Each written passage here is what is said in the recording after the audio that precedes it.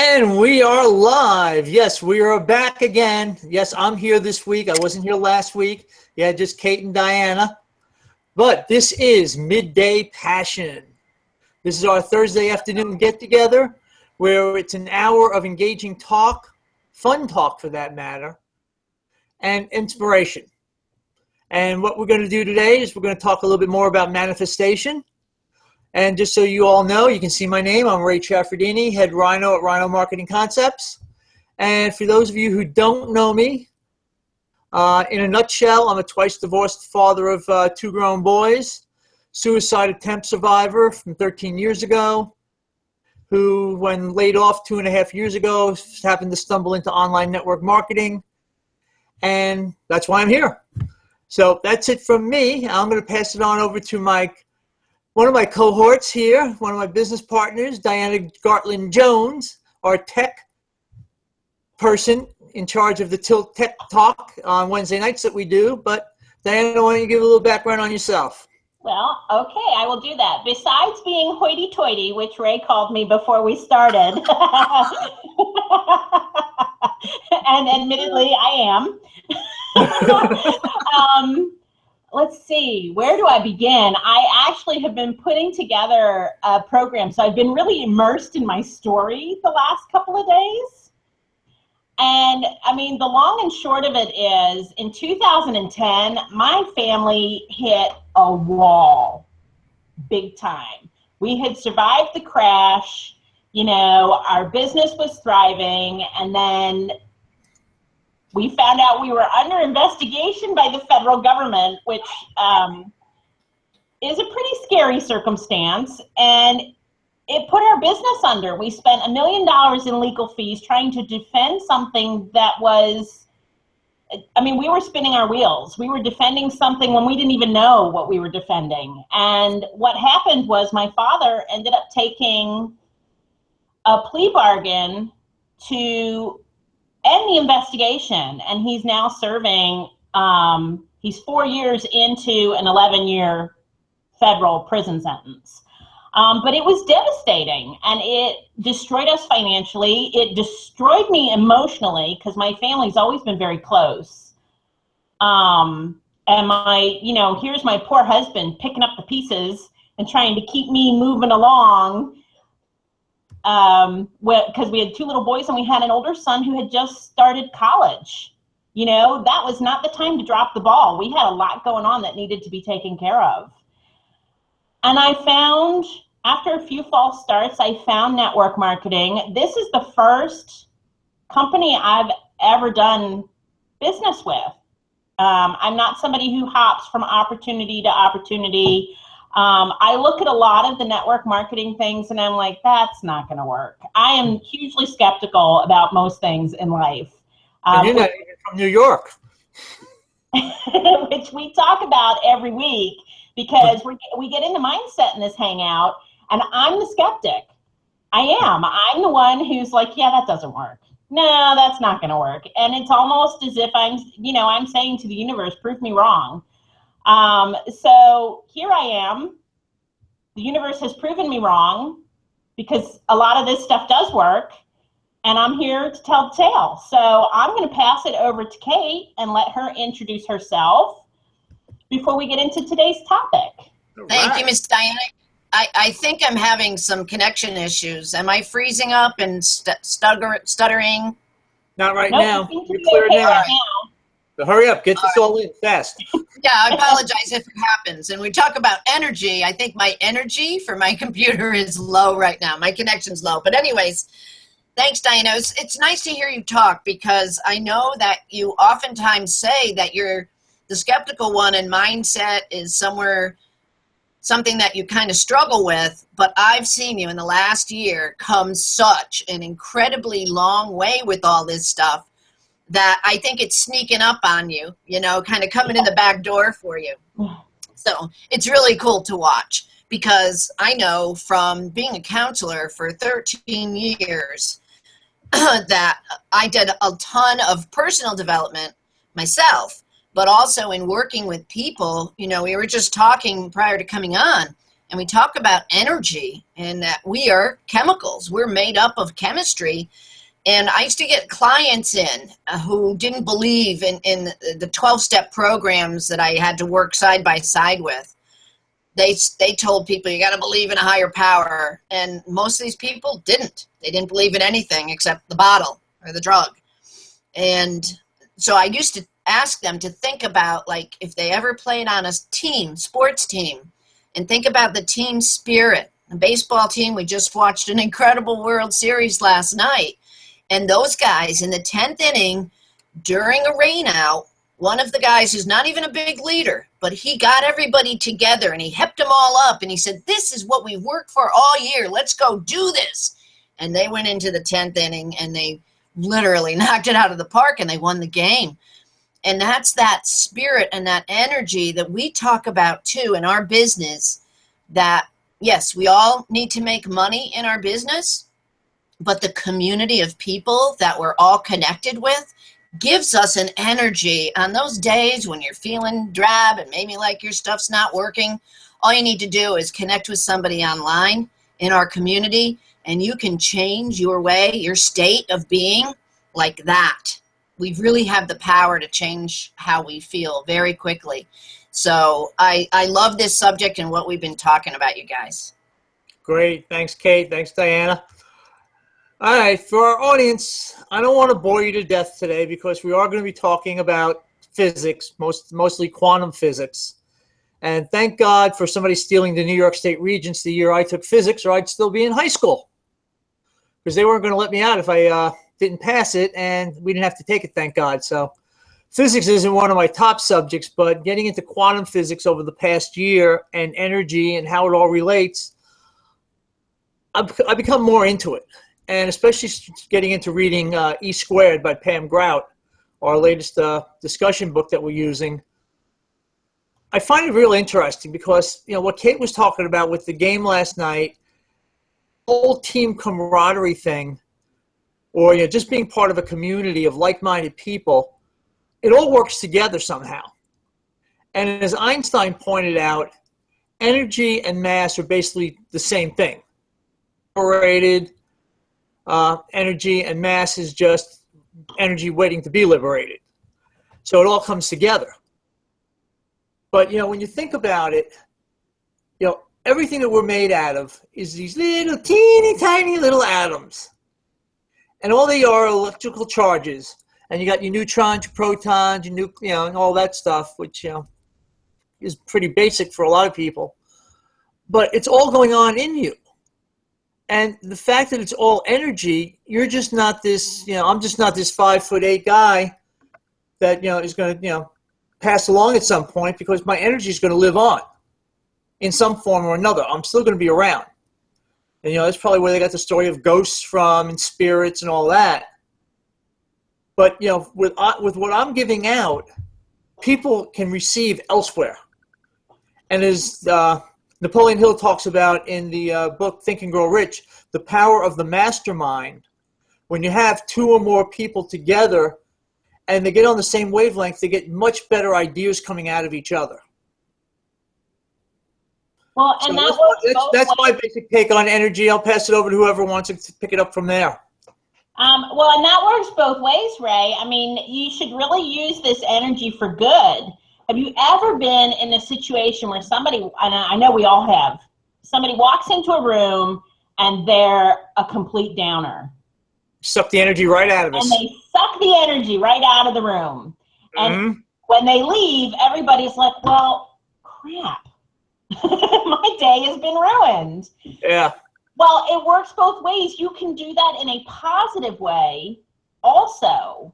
So you need to watch out for those people who suck the energy out of you. And you need to also make sure that you're projecting positive energy. I used to really struggle with this when I owned my store, because people would come in and, you know, I couldn't control who came in.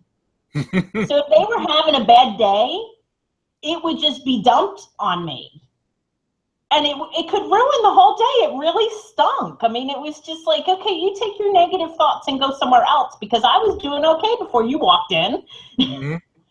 And, you know, exposing yourself to that sort of thing where you can't control the circumstances can be a real downer, and you have to really work on being positive and really focus on changing the energy.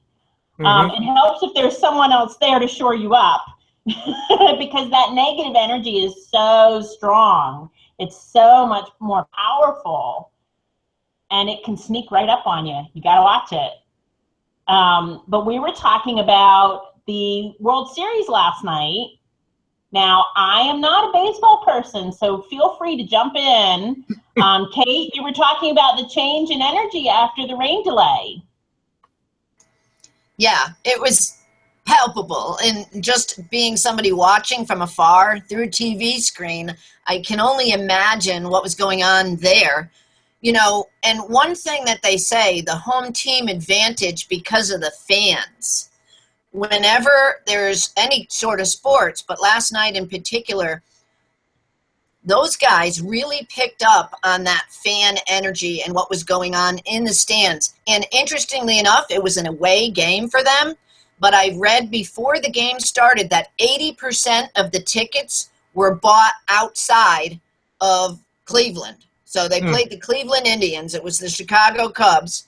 And 80% of the tickets were people who were not even Indians fans. So when the Cubs were scoring, that place was on fire. They said it was shaking. So the guys who play really pick up on the fans' energy. And that is powerful because if they're, you know, there was a time when they were ahead 5 runs. And then all of a sudden in the 8th inning, it's tied. It's a tie game, 6-6. And those guys could have, and I saw my Yankees do this all year round, they could have folded. And they could have said, that's it, we blew it. Their big closer, who used to be a Yankee, he blew the save. He blew the game. But they didn't. They didn't fold, and they picked up on each other's energy. And during that rain delay probably won the Cubs the game. Because that one guy who's not normally a leader got them all together, and he reminded them of what they worked for all year, what they worked for since they were 2 and 3 and 4 years old, playing Little League in the backyard at 7, 8, 9, 10.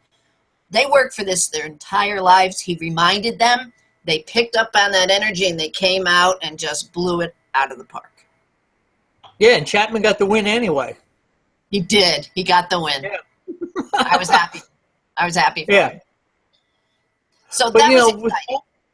Yeah, but, you know, this whole energy thing, though, I mean, when you look at it, you can't see it, you can't smell it, you can't taste it, and, you know, you can't, you know, do anything with it except, you know, accept it. But if we are made up of energy and we accept that, it's said that we can direct that energy.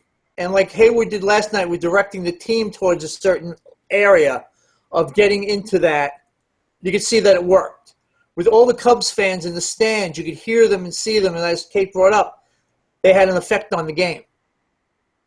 And I mean, even sitting at home, I mean, I could feel it because they were so loud. I mean, having been a Mets fan for so long and seeing the Mets fans show up at, you know, like the Marlins games or the Philadelphia Phillies games, they usually make a pretty good showing. So I know it helps our team when we're down there.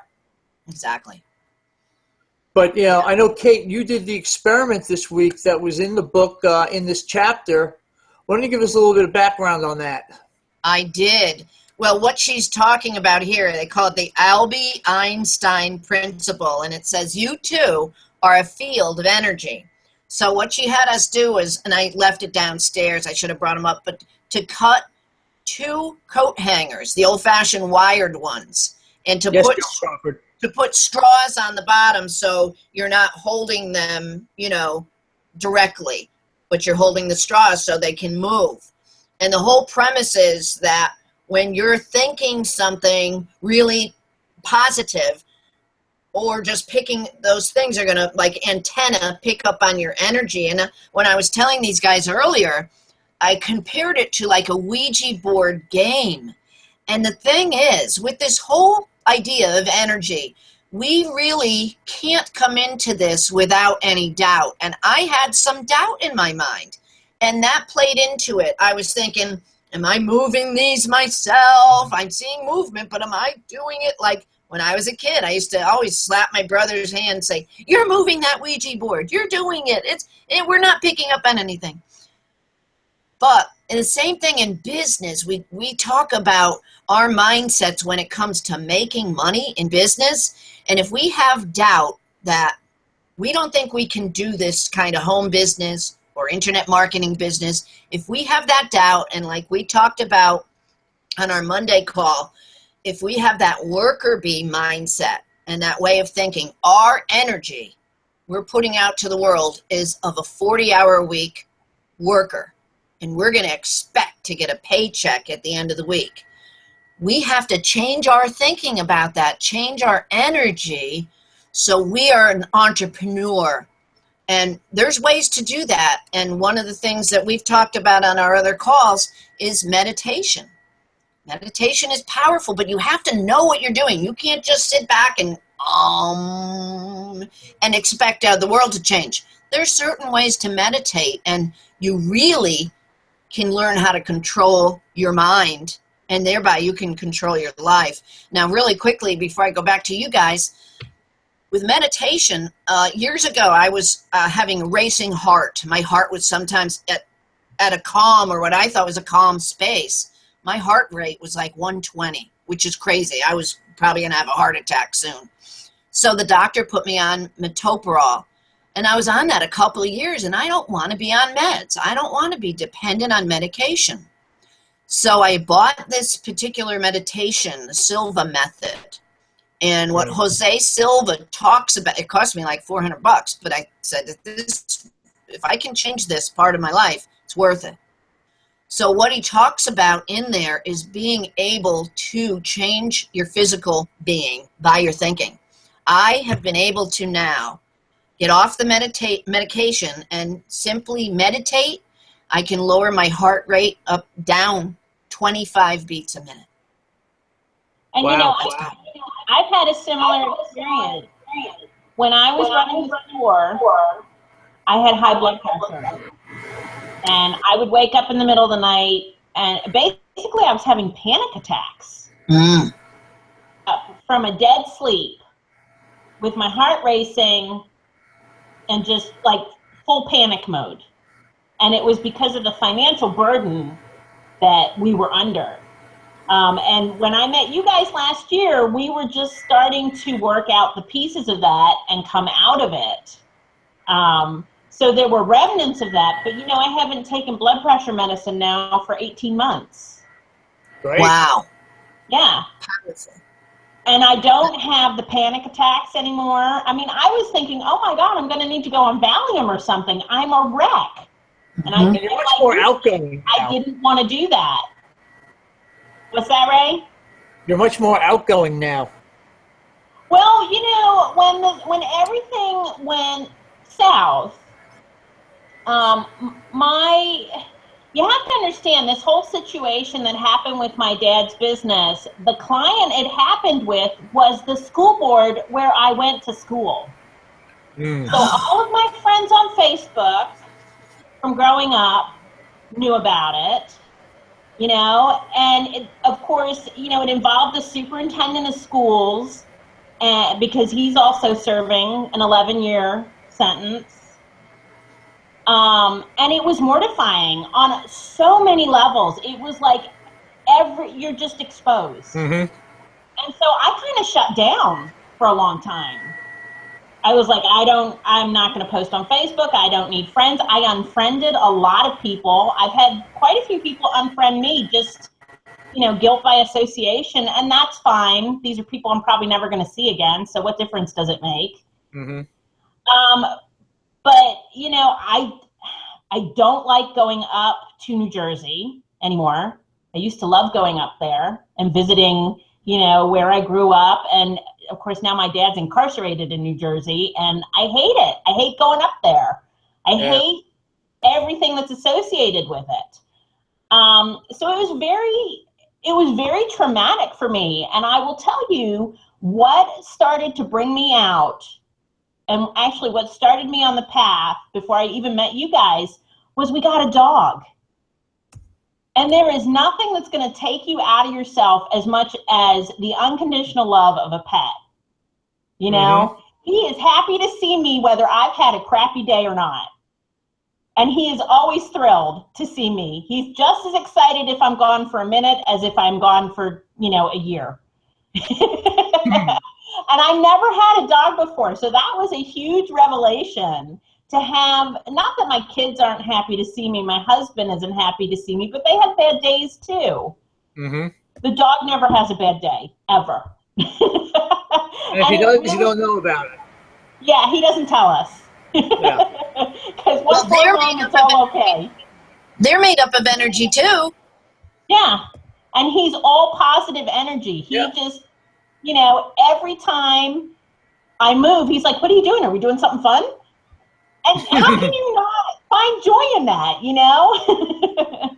Exactly. And, you know, they've done studies, and people bring dogs into rest homes, old age homes, whatever they call them nowadays, because it changes the people's spirit. You know, it gets them from depressed and anxious and actually makes them happy and feel loved.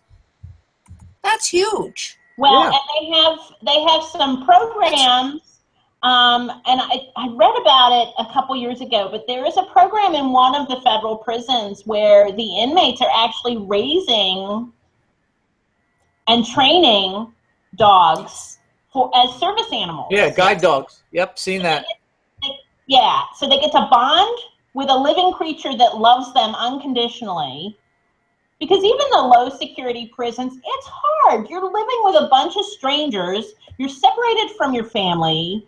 You know, even the not so serious stuff.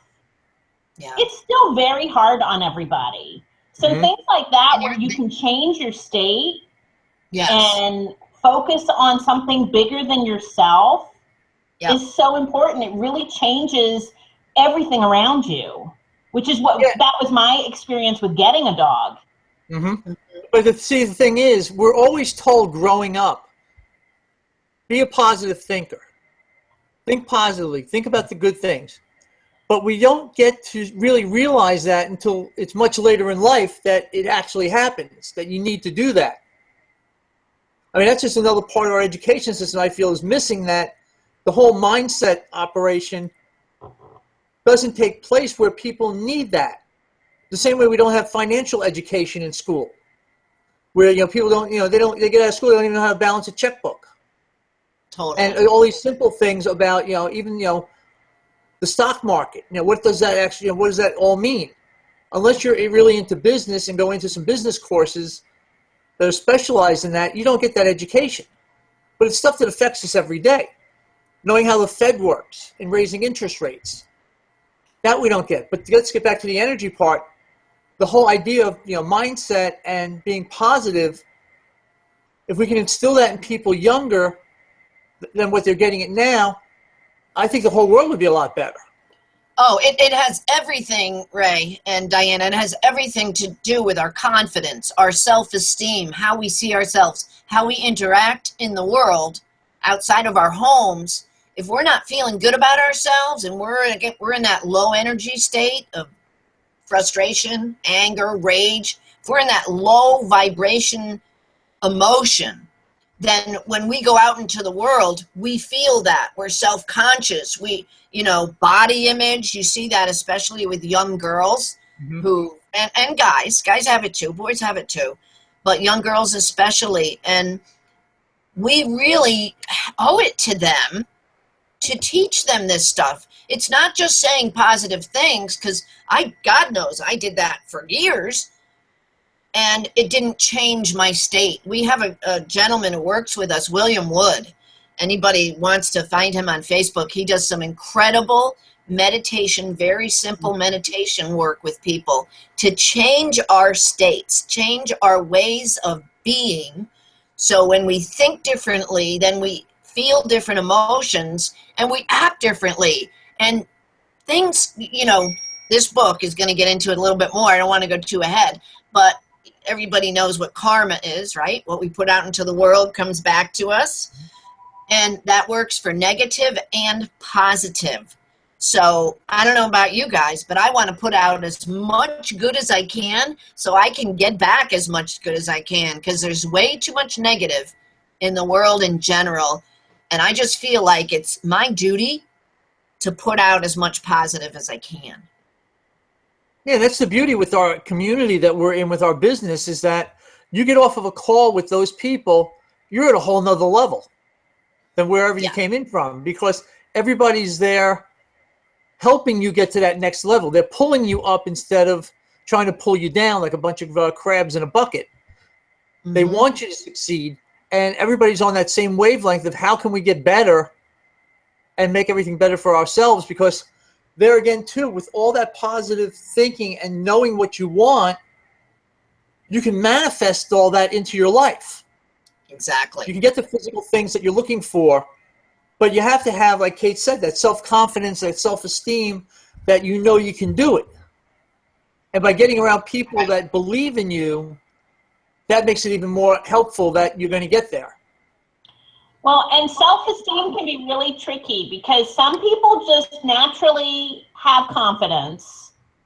And I have the perfect example here in my house, you know.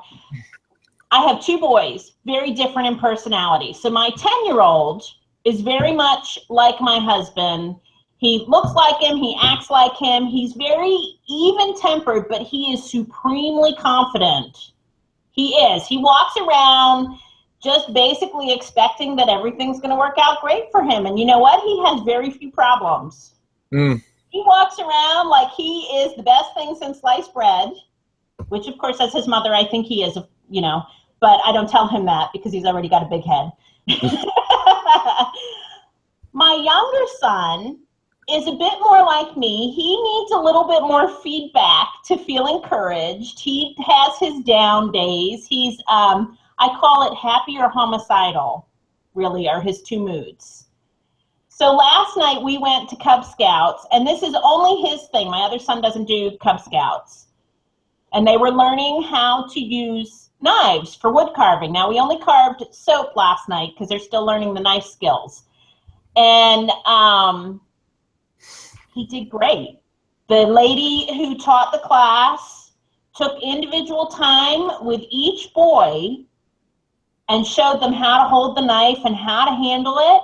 And I mean, he walked out of there with his chest puffed out, and he was like, I'm going to do this tomorrow after school, and I really want to practice this. But he's the one who needs that encouragement to keep going. But it made his day. He came home, and when he's having a bad day, everybody has a bad day. When he's having a good day, everybody has a good day. And he came home, and he was so happy, and he was so confident. And, you know, I had his knife next to the sink. I said, I'll just clean it, because we were on a hangout last night. I said, I'll just clean it after I'm done with the hangout for you and put it away. But he was like, okay, he's confident that it's his. I mean, what a change. What a change that one little session made in this little boy. Whereas my older son would have gone in there thinking he knew it all anyway, and not saying that he wouldn't pay attention, but the approach was completely different. Well, you have to get that woman over to your house more often. I think I'm going to invite her over for dinner every night. And she, No, you got to get her there in the morning to start the day off right. yes, and she was so cute with Adam because he's got these little dimples and he's got this really sweet smile. And she was like, oh, you are so handsome. You are going to be breaking hearts. And he was like, you know, I mean, she just buttered him up big time. And it was just what he needed. Yeah. Well, you find those people that come into your life that just change it for you. And this could be one for him that, you know, this woman, he could look back later on and say, if it wasn't for her, I wouldn't end up as good as I did. So, you know, I mean, it's funny because some of us need that encouragement. Other people are very driven and just go. They don't think about, well, I don't have the confidence to do this. They just do it. And my older son is a bit like that. But the younger one, he needs a little boost every now and again. And when he's feeling good, you can feel the difference in the house. Well, there's your energy in the house then. I mean, if you could feel it from him, I mean, everybody else probably can too. So, I mean, let's make sure we keep him happy. Yes, keep Adam happy, and everybody will be happy. I mean, you know, what are his friends like, though? Let's talk about that. Let's look at his social circles and see how that all plays into it. Well, we've got the one little boy down the street who I take to school with us and pick him up, and they don't get along, but they call each other friends. I mean, Vinny was here for 5 minutes, and they were already fighting this morning. And I was like, okay, boys, just separate. Go find something to do so you don't have to talk to each other. Just separate. And then it was all peaceful. But he's like, in his little social circle at school, he's like king of the mountain, you know? Uh-huh. He's got friends who look up to him, and that makes him feel good. Last year, because he's such a terror at home, it makes me laugh when I go talk to the teachers. Mm-hmm. Last year, his teacher said, well, I really see Adam as a leader in the classroom. He's always willing to help other kids, and he's always right there to help the teachers. I'm like, you're talking about my son, right? Because he's a terror at home sometimes. You know, if he doesn't get his way, who knows what will happen. Sometimes he's all right. Sometimes he completely loses it. Mm-hmm. But he exudes confidence and positive energy at school because I guess he feels like he has to. Or they give him the opportunity that he can accept it there. Yeah. Rather than, he just thinks, well, I'm out in the real world now. I have an authority person in there with the teacher and other people around me that are my peers, and she's, giving me an opportunity, so I might as well take advantage of it. Well, and what's funny is we have conferences on Monday, and I said to him, what am I going to hear from your teacher? Oh, she likes me, Mom. She likes me, and I like her. I'm like, okay, good. Yeah. Although, honestly, I'd be surprised if I heard anything else from him. Yeah, no, I'm agreeing with you. But with your other son, though, with his confidence, how does that play into his schooling? Well, what's funny is this is the first year he's had a teacher that he does not like. He loved his teacher last year, and she could not say enough nice things about him.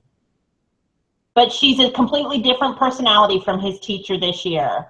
And what's happening is he comes home every day, and he's having not big problems in school, but he's having little problems. Like he's getting reprimanded for talking when he's not the one talking, or so he says. Kids talk in school. They just do it. He got his desk moved because his little group was talking, and he was the one who got moved. And I think he's starting to feel like the teacher is picking on him a little bit. But I also think he is projecting, I don't like you. Yeah, okay. Because from the very first day, he was like, she is so strict. I don't like her. And I'm like, well, sometimes you have to work with people you don't like. So you need to figure it out because the school year's only just started. And she's in charge. Yeah.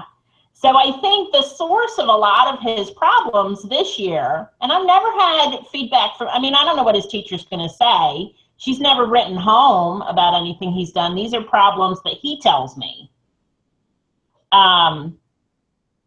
I don't know that he's ever had somebody who wasn't just like, well, Connor, you're the best thing since sliced bread. Because clearly she's not feeling that way about him based on his feedback. And he's given the response in return, because he thinks he is, because he has all that confidence, and they're just butting heads on it. Yeah. So it'll be interesting to hear what she has to say on Monday in terms of what he's actually doing in the class, because the other thing is how much is in his mind, because as we all know, we do create our surroundings. Sure. So because he doesn't like her, how much of this is unfair because he's telling himself it's unfair? And how much is actually unfair. Now, I'm not saying there aren't teachers who aren't unfair. It happens. Sometimes you butt heads with somebody who has all the power and they don't treat you fairly. But I suspect that's not the case here. Yeah, but if she's seeing that he's not getting along, he doesn't like her, I just believe it's on her shoulders that she should do something to find out why, and come down with some common ground with him, because she's the older person in the room. I mean, I think she should enhance the way he feels about the situation. Yeah, so we'll see what comes out on Monday. For all I know, she may not even see a problem. I mean, it's a big class. There's a lot of kids. Yeah. She may just think, okay, he talks once in a while, but he gets his homework done and he's smart and he's in band and he does whatever. He's not a problem. Because let me tell you, there's kids in our district who have lots of problems. Lots of problems. Old school districts do. They have unstable home lives. I mean, one of Adam's friends, his parents are living in a hotel. They lost their home. That's going to screw a kid up. Yep. But, I mean, that's not the case here. It's really just ego. So we'll see. Yeah. We'll see if it's even an issue for her, because she may not even notice it. Yeah. Well, there again, too, when you talk about confidence, though, that means you have your energy together. Yeah. Because we just don't go around turning, water into wine, or, healing somebody with the touch, because our energy is all over the place. It's not as focused. And like what the experiment this week was to control that and focus it in so that you could actually see it happening with those wire hangers. Well, and there's always talk about people that are able to bend forks with their minds, pull a Kreskin, or, now there's even something about how you can start a car battery that's dead by some energy in your body. I saw something on Facebook about that. I haven't read the whole thing yet. But we do hold so much more than we know that we're capable of. And as long as we can explore it, we're only going to get better because of it.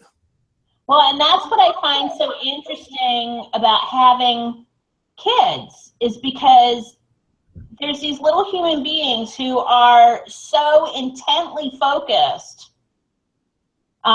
especially when they play sports. My two love sports. Mm-hmm. And when they're playing sports, other kids are doing cartwheels in the outfield or picking blades of grass. My kids, and it's just their personalities, when they're playing a sport, they are in it 100%. They are watching everything. Adam plays soccer, and he is the goalie, which at 8 is a tough position because you get easily bored. Mm-hmm. But he's really good at it for a number of reasons. You don't have to tell him to pay attention when the ball's coming at him. He's already watching it, and he is not afraid to leap for the ball and put himself in harm's way. And I have never seen, it doesn't do my heart any good, but I have never seen a kid just go for it like that, and pay attention. The goalie they had last year, he was likely to be sitting in the goal when you looked over, and his mother would be like, Andrew, stand up, pay attention. And I never have to do that. And I'm not saying my kids are some paragons. I'm just saying in this particular situation, they are 100% focused. And as a result, they get better outcomes. Mm-hmm. Well, focus. If you just take sunlight and shine it on something, it's gonna, it showed a light. But if you focus that beam, with a magnifying glass, you can burn things down. And that focus, if you keep that, straight throughout life, you're going to end up doing better than somebody that's not focused, because you know where you're going. And I always tell them, even if they don't like what we've signed up for, my only rules are they can try anything, although we're not going to overcommit. So they can try the things to see if they like it, but they will finish their commitment. So there's no playing soccer and quitting 3 weeks in. You play the whole season, and if you don't want to do it again, that's fine. Mm-hmm. And that is the rule that I have always stuck with, because I find that for me, as an adult, it's easy to get distracted and tell yourself you don't want to do something when you haven't even gotten to the good part. Mm-hmm. And you lose your focus, and then of course you're going to fail. Well, in this soccer league, do they play, with score and, standings, or is it one where everybody wins because everybody plays and everybody gets a trophy? Oh no, we have a sudden death playoff on Saturday.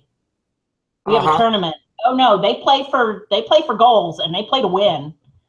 Okay.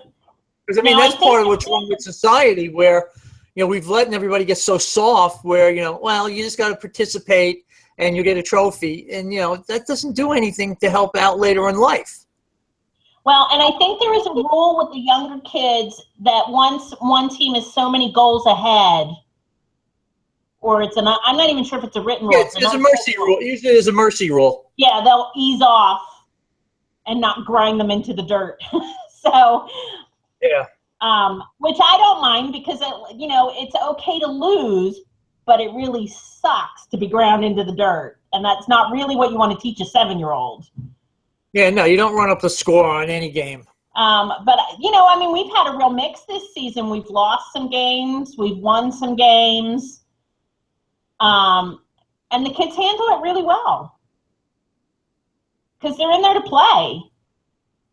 Yeah, well, that's going to be attributed to the coaches for training them right.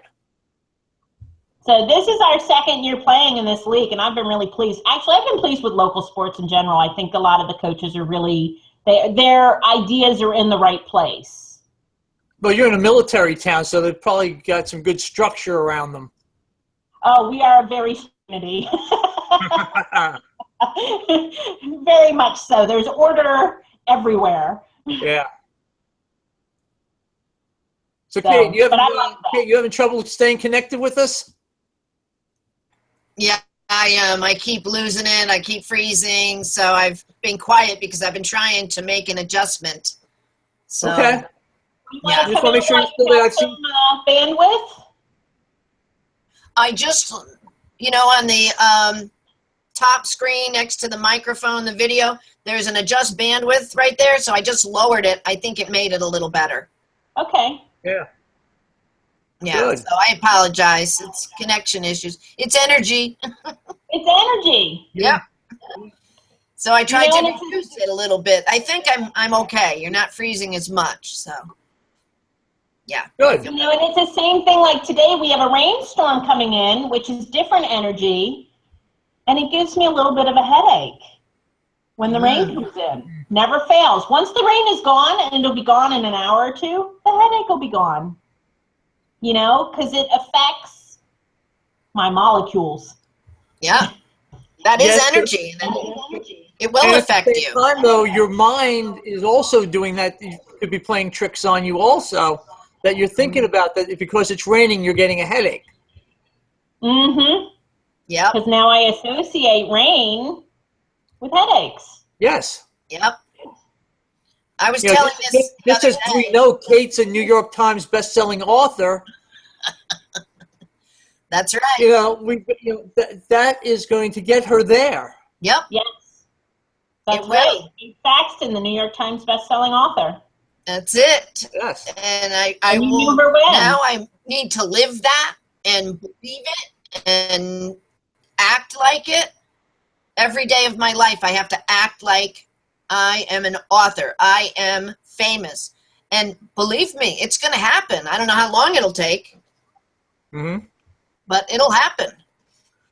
But that's the thing. The more you think about it and the more that you feel into that situation, the more likely it's going to happen. Yeah, because everything we've read about in manifesting is to live it. Live it now like you are it. The same thing with money, and I haven't mastered this yet, but to live like you are the million. If you want to be a millionaire, live like you are the millionaire. Look at Donald Trump. I hate to bring him in, but he lives like he's a billionaire even when he wasn't a billionaire. He was living everything, living like a billionaire even when he wasn't. I mean, that's proof right there. He forced his way into that boys club. Well, and Might not have been the best idea to bring him in. Exactly. Sort of like killed the energy there. Sorry. The daily shortcuts that they've been doing this week, where they've interviewed the Legacy Mastermind members on their paths, they're no different from anyone else who is doing this business. There are pieces in each person's story that I think, well, I've done that. I've been part of that. It's what you do in the midst of those terrible circumstances that change everything. And it's a journey. You can't fix a problem overnight many times. Sometimes it's going to take you, there seems to be a 7-year path, is my theory. You know, when you listen. What? Huh? Your 7-year theory is based on what? Just stories. So, you know, when they interviewed John and Natasha Oakes, it made me laugh because he's like, well, you know, I did this and I did this for a couple years and then I did this after they lost everything. So he didn't just start 2 years ago and whammo, he was successful. He'd already had 4 or 5 years of failure. And he's not the first one. 7 comes up a lot. David Wood failed for 7 years before he got online and was successful. This never keeps popping up in these stories, and I just find it funny because I'm like, is there something I need to know here? Is there, you know, a 7-year path, which means that next year, baby, is my year. Well, it's just like with the Cubs game last night. It was 108 years that they didn't win. It was in the 10th inning with 8 runs that they did win, and there's 108 stitches in a baseball. Wow, Isn't it funny how we associate? Yeah, that's cool. Yeah, that is wild. Those numbers with things and we make patterns in our minds. And which is exactly what I've done with these legacy mastermind interviews. Is I've made this pattern in my mind that it takes 7 years. Now let's get that down to 3 and change everything. Well, it's 6. Make it what you want it to be.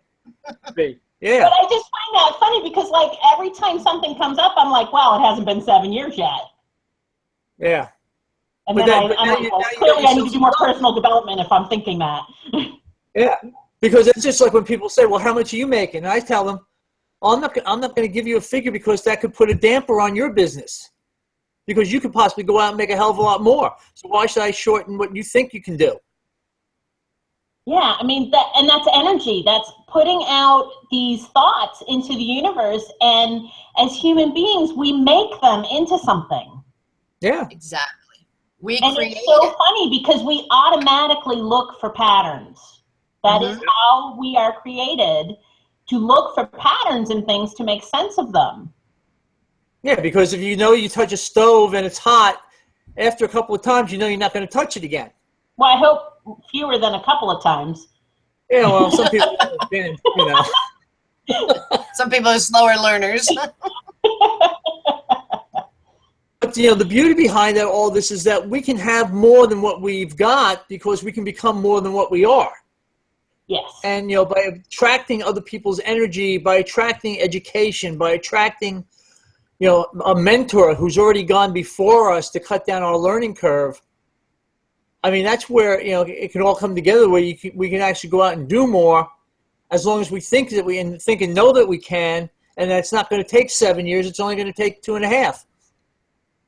Yeah, I mean, the truth of the matter is if your mindset isn't right and you're not directing your focus and your energy correctly, it could take you 37 years. Yeah, because, you know, you have your subconscious mind, which could be holding you back with something you don't even realize yet. Yeah. I mean, we had that great team call the other day with Therese Skelly. And then I was on her hidden emotions thing that she did the next day of the webinar. And she just opened up a whole can of worms in my mind for what's, you know, in there that's, you know, keeping me from going forward. But, you know, you need somebody like that knows what they're talking about to help you chip away at whatever block is in there. Right. Because we've been conditioned. I mean, you know, we're born as entrepreneurs. but through society, we're told to be workers. It's all been, given up. All our liberties have been given up either to the government or to corporations for security of getting a paycheck and being taken care of. But, we've got to get people away from that and into a wider open thinking of what can they bring to the table that they can do differently to help other people. Right. And I don't think most people understand or realize how powerful they are. No, I agree.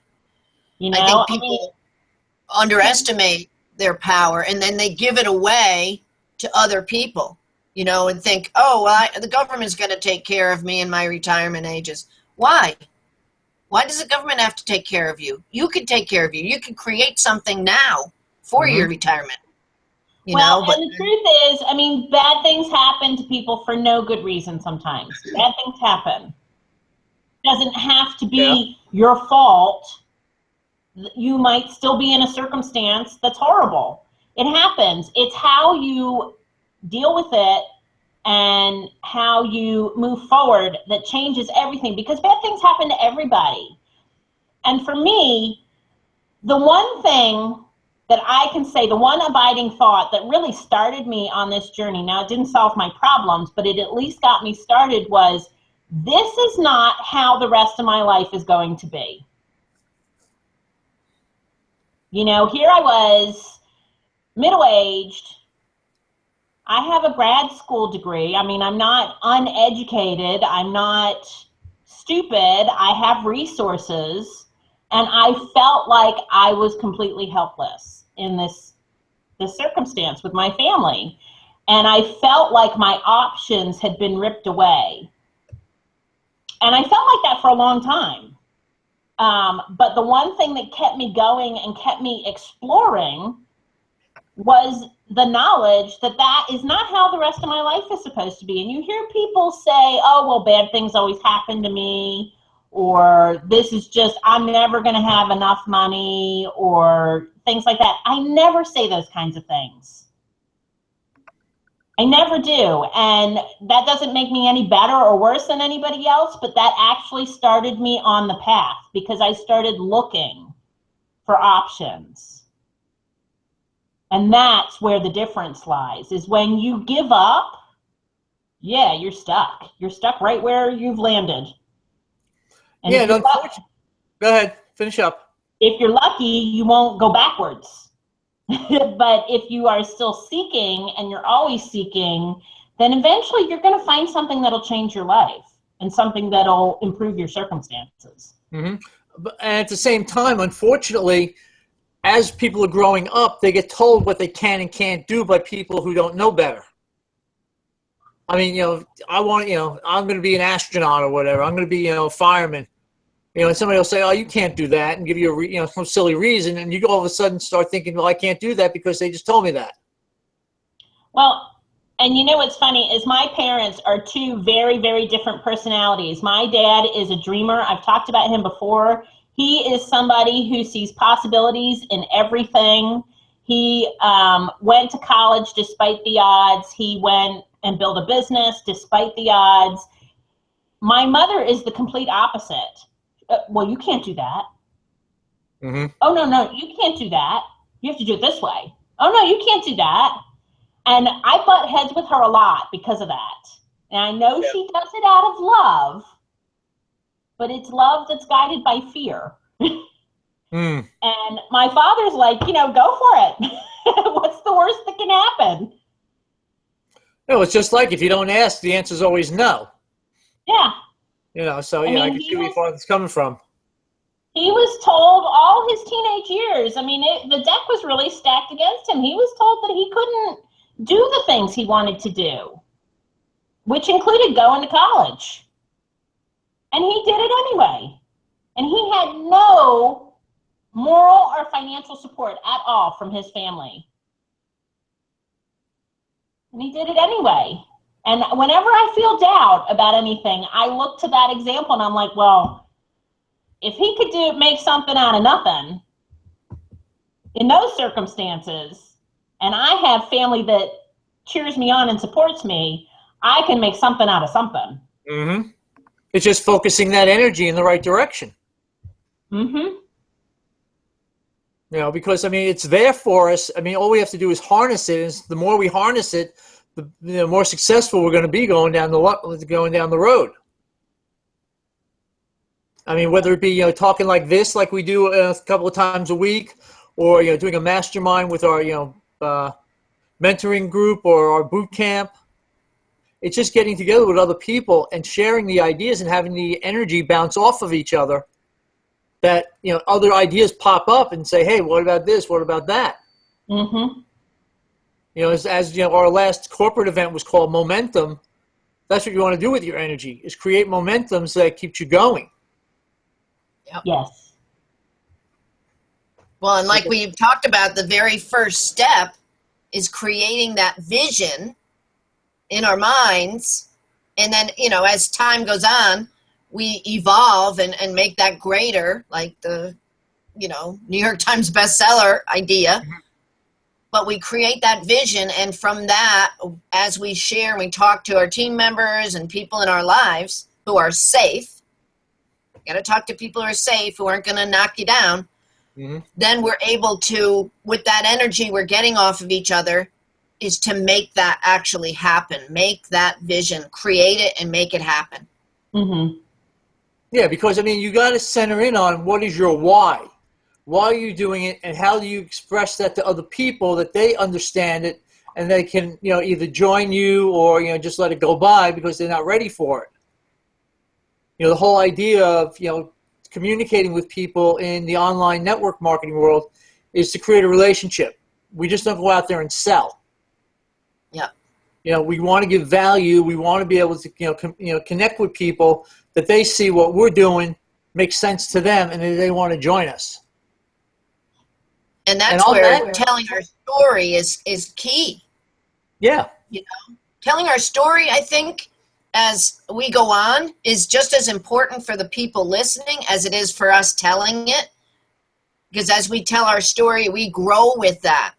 And so our vision grows. Yes. And we let go of the past as we talk about it more and more. That's been holding us back. Yeah. Because we come to terms with it as we discuss it. Yep. So anybody watching these shows that we do, I'm hoping that, one of the things I put out in my intention before we do these is that people who are tuning in are going to be able to benefit from this in a way that will release them from their limiting beliefs, their limiting thoughts about what they can do and what they can create. Yep, well, definitely. And I think we all started in this business with limiting beliefs. I remember being told that I had, there was a whole laundry list of things that you had to do to build, and one of them was do videos. And I was like, heck no, I'm not doing videos. And now you're the queen. And here I am. Mm-hmm. But I remember just being appalled. The first time someone even broached that, I was like, no, I'm not doing that. That's a limiting belief. Mm-hmm. Yep. Now, is video the only way to build this business? Absolutely not. No. However, if you approach every suggestion with, well, no, I'm not going to do that, then you're dead in the water. And that comes from what? Fear. Mm-hmm. That comes from fear of the unknown, which is the lower level energy. Okay. And once you do it a few times, you pick up your energy and you see, wow, I'm okay at this thing. Not so bad. Actually, I'm pretty good at it. And other people give you compliments and you grow. And the truth was, I had fear because I was afraid of being stalked. My ex-husband is a stalker. And the truth of the matter is he stalked me anyway. And my world didn't fall apart, so I slayed that dragon, really, because my fear happened, and I went on with everything anyway. You were stronger than the fear. And it was a big hang-up for me, because I was like, well, I can't be fully online, because, he'll put mean comments on my videos, which he did.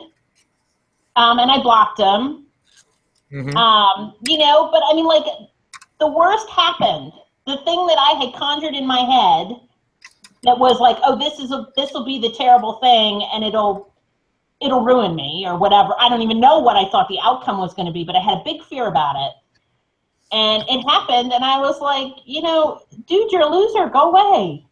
Yeah. You and were I dealt empowered. with it. You're empowered. Yes.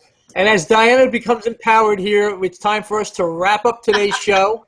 So that's a great way to get out of it. We've seen what energy can do and how Diana, was able to take her energy and get rid of that stalker. So hopefully everybody's learned from that and you had a good time today. If you're interested in what we all do and how we do it, there is a button below this video. Mm-hmm. You can click on that, and it will take you to a page that you can get going, find out more about what we do and how we do it, and check it out, because you never know what can happen next. That's right. Because, it's all up to you. If it is to be, it is up to me, as I say. So, Kate, thank you. Diana, thank you. And we will be back next Thursday, 2 p.m., with another edition of Midday Passion. And do not forget to catch us on Monday evenings at 9 Eastern Time, which will now be 9 Eastern Standard Time as of this coming week. Finally, because I put it on every we page. get over daylight savings time.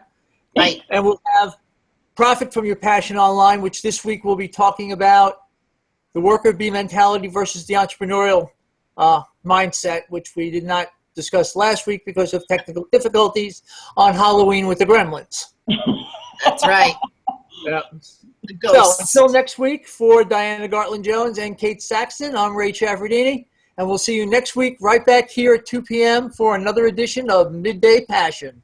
See you Have a guys. great week. Buddy.